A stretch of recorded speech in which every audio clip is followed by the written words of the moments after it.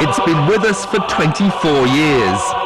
Its power has grown from 260 bhp to over 400. It's put on nearly half a ton in weight.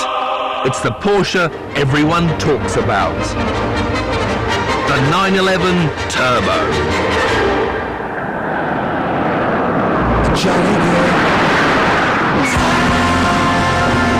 There hasn't been one on sale since the new shape was launched in 1997, and as always, it's the version that Porsche love to keep you waiting for.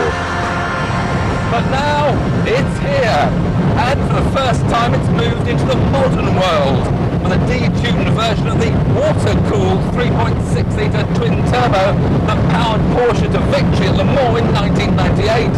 It produces 420 horsepower and will propel this 911 to 189 miles an hour, at which speed is surprisingly stable.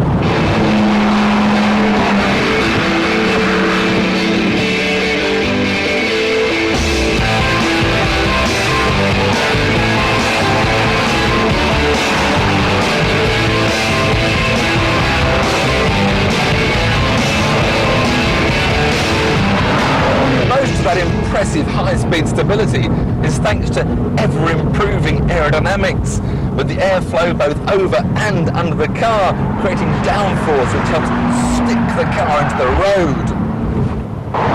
Well, most of the time anyway.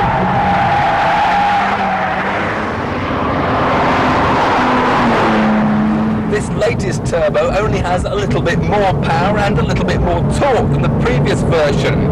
But what it does have is Porsche's very latest VarioCam engine management system, which constantly and seamlessly alters the nature of the engine throughout the rev range, unlike Honda's VTEC system, which is much more like an on-off switch.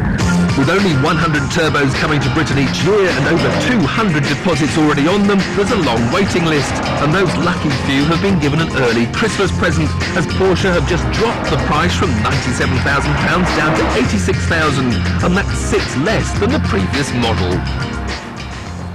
The turbo sits just 1 inch lower than this standard 911, yet sets itself apart with a deep front air dam that snarls out from under its own trademark headlamps.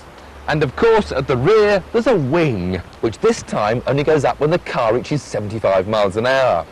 So you won't be seeing any of those on British roads, will you?